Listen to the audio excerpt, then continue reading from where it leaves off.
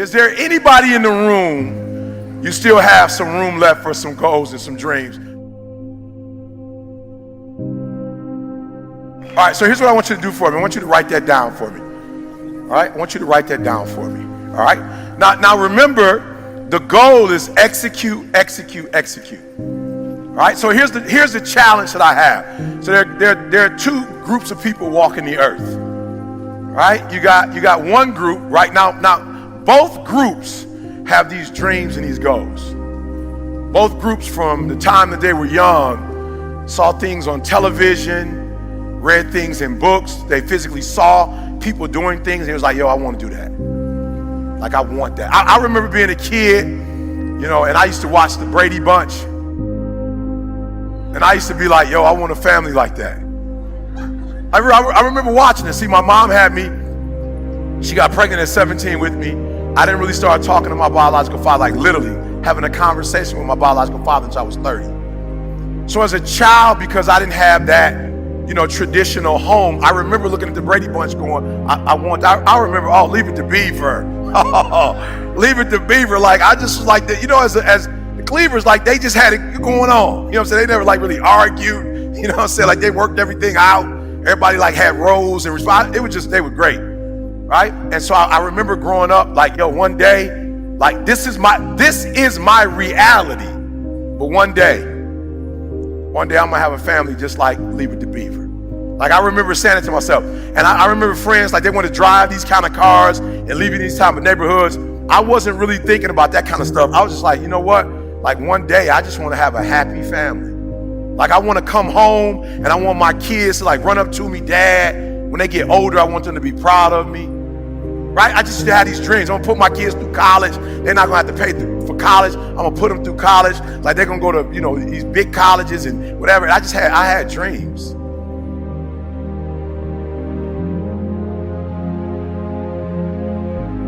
Right? I had dreams. And so what I want you to do for me is, I want you to, and I know a lot of you are adults and you're adulting, and sometimes you don't have time for dreams and goals and stuff. Right? But I want you to do me a favor. Like, don't let life do you like that. Like, don't let life put you in a circumstance or a situation where you stop dreaming. Like, don't let life put you in a situation where you are helping somebody else make their dreams become a reality that you forgot you have your own. Like, don't do that. Don't get so caught up giving some job 30, 40, 50, 60 hours of your day that you don't have any time left for yourself. And so what we're going to do right now, we're going to get back to the basics, right? We're going to get back to, and, you know, I wake up every day and people say, yo, E, what's the thing? I know you say execution, but like, what's that thing? And it's like, to be fruitful, to multiply, to have dominion.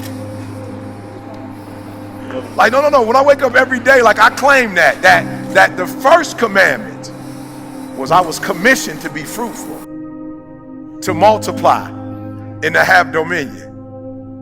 Like, that's what I was commissioned to do. Like, that's the command. And so I want you to write down those dreams and goals that you still have that you have not accomplished. I want you to write them down.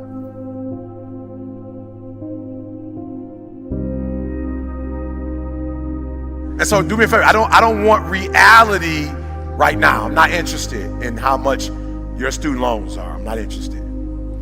Because your student loans are sucking your dream.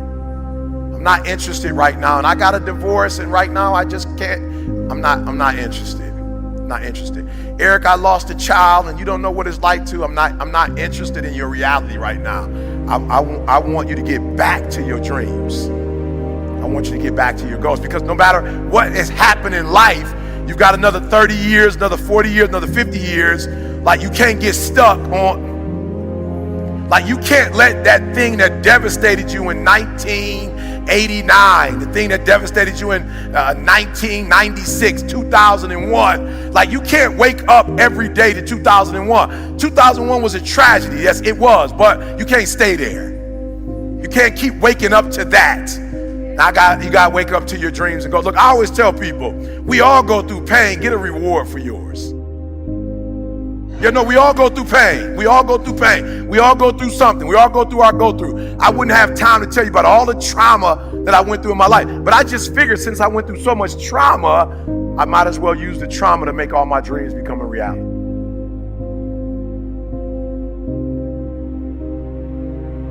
So you got my homie that called me the other day, like this is blowing my mind. I'm like, God, I'm the #1 motivational speaker in the world. Like, I don't know why you calling me and you're not getting personal development from me. No, listen to what I just said. This is my best friend in the whole wide world. Listen to me very close. Like, this is the dude I trust with my wife and my kid. Like, this is the person that my dreams, like, he helped me with my dream. I said, why are we on the phone talking about deficits right now? Why are you doing that? Do you know people who don't know me and I'm not their best friend in the whole wide world have gone through one of my programs and now they killing the game, and you know me and you're not killing the game? So we're on the phone. I'm like, yo, God, do me a favor. Like, can we stop talking about your reality? I'm not interested. I'm like right now in marital bliss and you trying to bring me back to divorce. Like, you talking about your marriage and where it ain't. I don't want to talk about that right now. I'm in bliss. So don't bring me there. I'm a multimillionaire. You talking about you're not making enough money to take care of you. I don't want to talk about that talk. Can we talk about your dreams and goals and get to them? So we're having a conversation, right? And so I said, look, just stop, right? Just tell me, what are your dreams and goals? He's like, to be a multimillionaire, to do this with my wife, take care of my kid.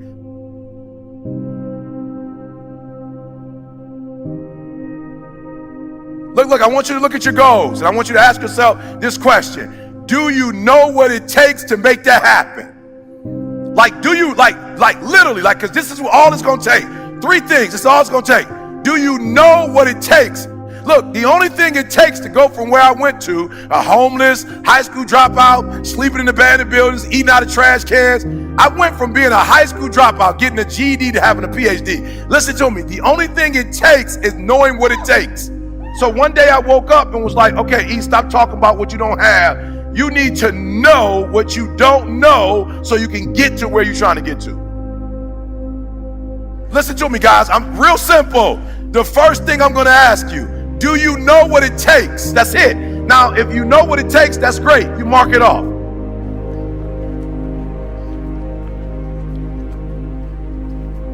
And I remember before being in that room with Warren Buffett, I never even thought about making that kind of money. I never thought about making money, but I was sitting in the room with Warren Buffett. So I get in the room with Warren Buffett, and what blows my mind is that he's human. Look, there are those of you who watch people on TV and you go, oh, and you admire them and you love them. And some of you watch so much TV because you really want to live your dreams through somebody else. You're not ready to do the work. Real, so you watch it on TV so you can get inspired. And so Warren Buffett, everybody's sitting down, Warren Buffett walks in the room, and when Warren Buffett walks in the room, it blows my mind. I'm like, yo, this dude is human. Like, he didn't come in with an Italian suit on. He came in with like a normal, I'm like, that's a normal suit. You know what was so crazy? He could wear a Sears and Roebuck suit because he was already one of the richest men in the world. He didn't have to come in and impress nobody. He didn't have to come in and prove that he was rich because we know he's rich. I'm like, what an amazing feeling. Like, you can be your authentic self. Like, Warren Buffett didn't have to come in because some other guys came in and they had their suits that he didn't have on. And they had the $1 million watches that he didn't have on. And they had the shoes that he wasn't wearing. He had a normal tie on. He didn't have it all the way up.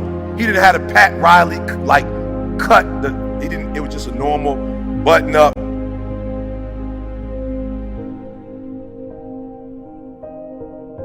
And he came in the room and he's not GQ. So he wasn't trying to act like he came in to give financial advice. And I sat there listening to this man talk and I was like, whoa, my mom worked for Ford. She later got married. The person that became my father worked at GM. My whole life, I never heard that conversation before. I had only heard the working class language. It was a different language. And I walked out of that room and was like, yo, I know what it takes.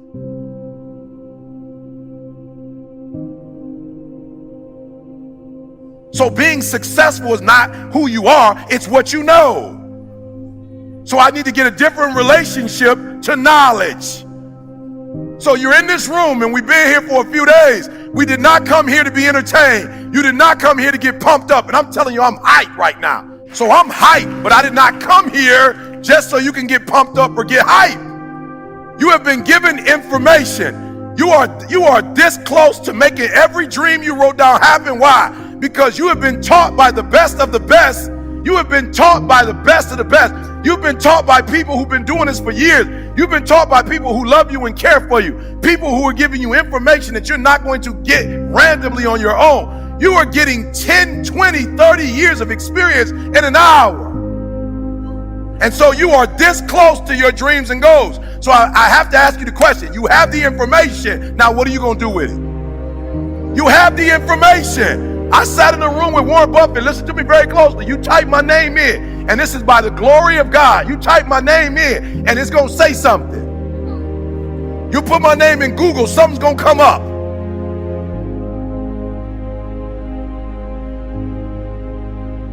I come from working class parents, but when I left that room with Warren Buffett, I became a multimillionaire, and I never had to talk to Warren Buffett ever again.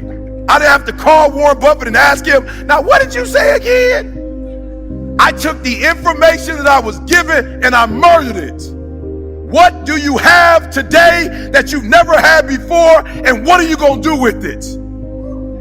You have enough information right now that if you never got any more information, you have enough to make everything you wrote down become a reality. Here's the challenge though. The challenge is not what you know. It is not what you've learned today. The challenge is what you knew before today. I'm going to say it slower because it's the simplest thing I'm ever going to say. What you already know is why you are where you are.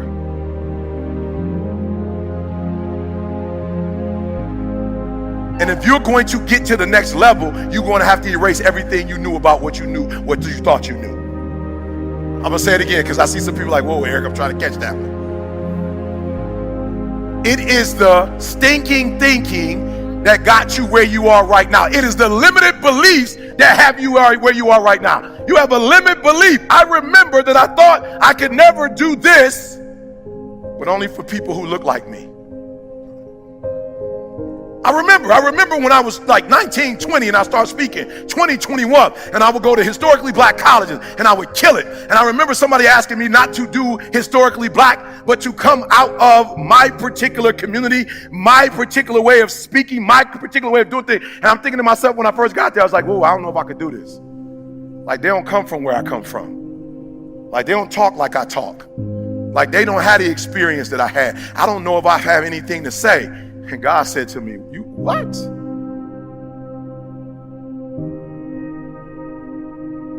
I'll never forget talking to Les Brown and Bob Proctor. Les Brown was like, yo, you the #1 motivational speaker in the world. I wasn't even a number at that time.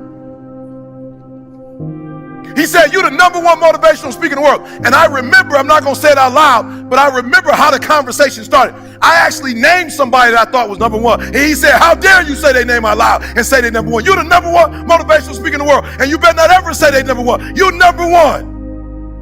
And I said, hold up, what? But I just started speaking. He says, no one on the planet is giving free information away like you giving free information away. Nobody in the planet loves people the way. There's no other motivational speaker going to prisons. There's no other motivational speaker talking to 12 kids in a detention center. There's no other motivational speaker going to schools and shaking kids' hands on their way to school and not getting paid a dime for it, meeting them at 6:30 saying good morning.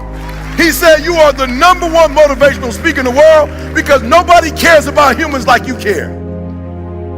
He said you ain't even charging. Boy, you know how much money you should be charging?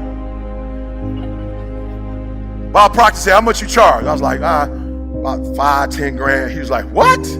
Bob Proctor said, what? I was like, 5, 10 grand. It was right here in Phoenix when you spoke together. He said, don't you ever do that again. No less than 20,000. I went back and told my secretary, I was like, look, man, I talked to Bob Proctor. He said, no less than. I had to fire her from that position and give her another position because she couldn't say 20,000 when people called. I'm being real. She couldn't say it. When she said it, she didn't say it like she believed it. And so people would be like, nope, bring it all the way down. And then CJ was like, let me say it because I've been with him. I see him at the schools. I see him at the prisons. I see him at Michigan State doing program for kids every week when they don't even want him doing it.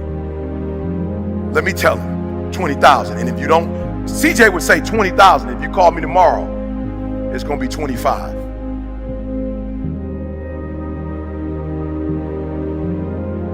No, you're not hearing what I'm saying. And so I remember I got a couple 20s, went back, told Bob Proctor, was like, Bob Proctor, He was like, how you doing, Eric? I'm like, great. How is it going with the fine? I was like, man, it's great. I'm doing 20 now. He was like, I said, you told me 20. He said, I never told you 20. I said, no, less than 20. But your limited beliefs heard. Your limited beliefs heard you say. I didn't say that. That's what your past told you.